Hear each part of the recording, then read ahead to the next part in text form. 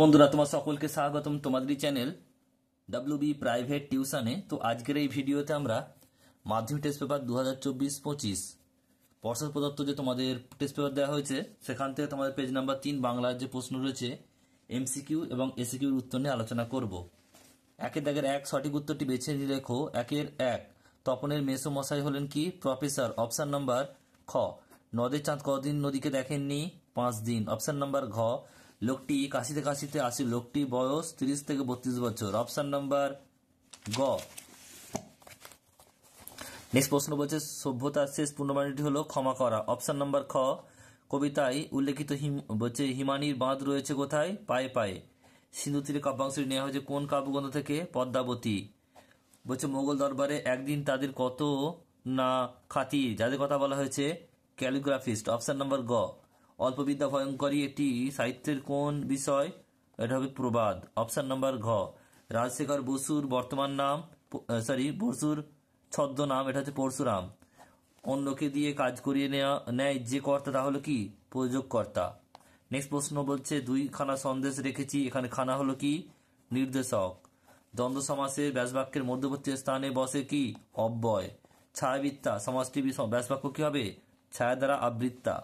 Next প্রশ্ন বলছে ঘি দিয়ে আগুন নেভানো হলো, এখানে বাক্যের কোন শর্ত লঙ্ঘিত হয়েছে? যোগ্যতা। কারণ কি? কারণ ঘি দিয়ে তো আগুন নেভানো যায় না, আগুন আরো জোর হয়, জল দিয়ে নেভানো যায়। তাহলে এটা কি হচ্ছে? শর্তটা যোগ্যতা লঙ্ঘিত হচ্ছে।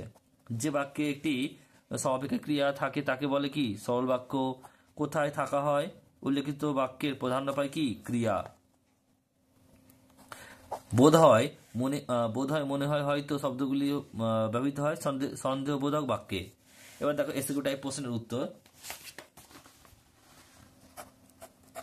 না করতে পারবে না কি বিষয় না করতে পারবে না? উত্তর লিখবে তপনের লেখক মেসো সংস্থা পত্রিকায় সম্পাদকের তপনের লেখা গল্পটা ছাপানোর জন্য অনুরোধ করলে সম্পাদক মশাই না করতে পারবে না।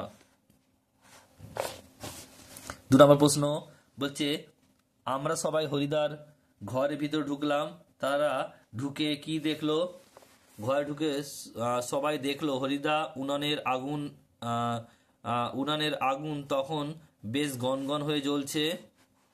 উনানের উপর হাঁড়ি চাল ফুটছে, আর একটা বলছে বিড়ি ধরিয়ে নিয়ে হরিদা চুপ করে বসে আছেন।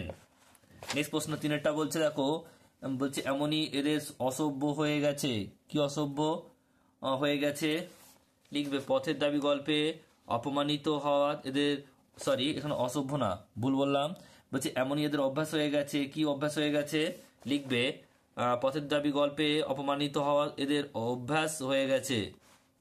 নেক্সট প্রশ্ন পরেরটা রয়েছে দেখো 2 দাগের 4-এরটা, মানুষ কি তাকে রেহাই দিবে? কেন এই উক্তি? উত্তর লিখবে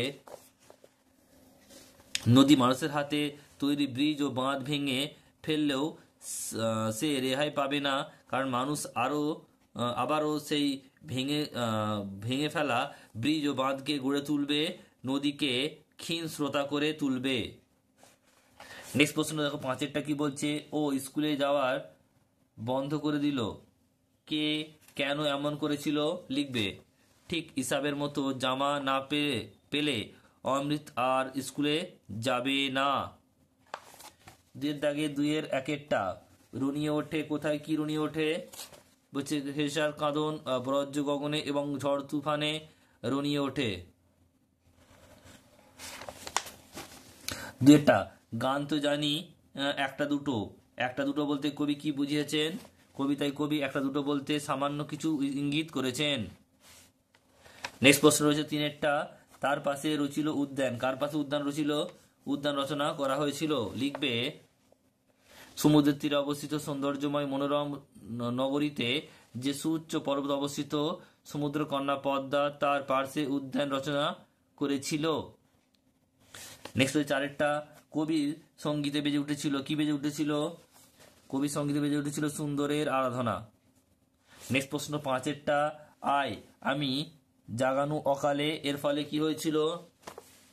বলছে রাক্ষসরাজ রাবণের ভাই কুম্ভকর্ণকে অকালে জাগানো রামের হাতে কুম্ভকর্ণের মৃত্যু ঘটে। এরপর হচ্ছে দেখো নেক্সট প্রশ্ন, দুয়ের দাগে 3-এর 1-একটা, গ্রামে 2-একটা পাস দিতে পারলে বুড়ো বুড়িরা কি বলে আশীর্বাদ করতেন?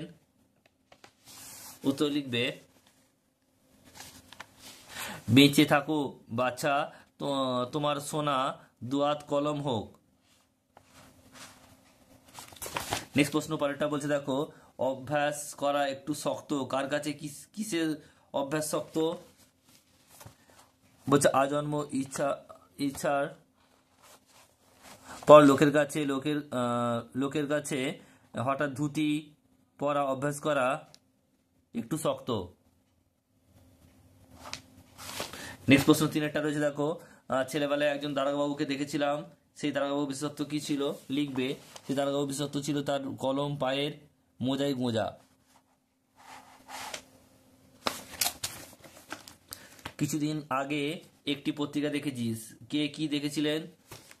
পাবন্দিক একটি পত্রিকায় দেখেন জনৈক লেখক লিখেছেন, অক্সিজেন বা হাইড্রোজেন স্বাস্থ্যকর বলে বৈজ্ঞানিক যুক্তি নেই, তারা জীবনে বেঁচে থাকার পক্ষে অপরিহার্য অঙ্গ মাত্র। নেক্সট প্রশ্ন বলছে দেখো 2-4-এর 1-একটা বলছে পদাশ্রিত নির্দেশক বলতে কি বোঝো? লিখবে যেসব প্রত্যয় বা শব্দাংশ পদের নির্দিষ্টতা কিংবা অনির্দিষ্টতা নির্দেশক বা প্রকাশ করে তাদেরকেই পদাশ্রিত নির্দেশক বলে। নেক্সট হচ্ছে পরেরটা, একটি শূন্য বিভক্তি ও একটি তৃতীয় বিভক্তি উদাহরণ দাও। রাম ভাত খায়, এটা শূন্য বিভক্তি, আর পাগলে কিনা বলে, এটা হচ্ছে তৃতীয় বিভক্তি। নেক্সট প্রশ্ন, বিগ্রহ বাক্য কি? লিখবে সমাসবদ্ধ পদকে ভাঙলে বা বিশ্লেষণ করলে যে বাক্য বা বাক্যাংশ পাওয়া যায় তাকেই বলা হয় ব্যাস বাক্য বা বিগ্রহ বাক্য। ব্যাস বাক্যের অপর নাম কিন্তু বিগ্রহ বাক্য, এটা মনে রাখবে, খুবই ইম্পর্টেন্ট প্রশ্ন, এটা শর্ট প্রশ্ন। 4-একটা বলছে অলোপ বহুব্রী সমাসের উদাহরণ দাও। লিখবে কি গায়ে হলুদ দেওয়া হয় যে অনুষ্ঠানে।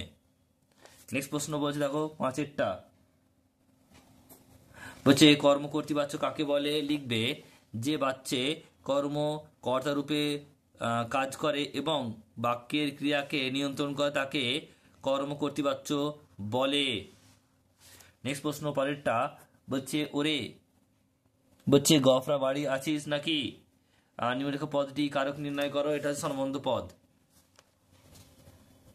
এরপর 7-একটা বলছে তোরা সব জয়ধ্বনি কর, এটি কোন বাচ্চার উদাহরণ? এটা হচ্ছে কি কর্তৃ থেকে ভাব বাচ্চ। বলছে সাপেক্ষ অব্যয় পদ ভাবিত হয় কোন ধরনের অব্যয়ে? জটিল, এটা কি লিখবে জটিল বাক্যে।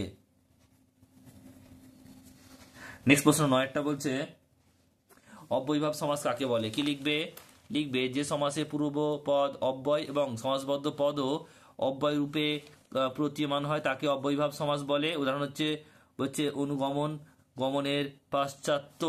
10-এরটা বলছে কোনো বাক্যের পদগুলিকে সঠিকভাবে সাজানোকে কি বলে? এটা হচ্ছে আসক্তি। এটা কি বলে? আসক্তি।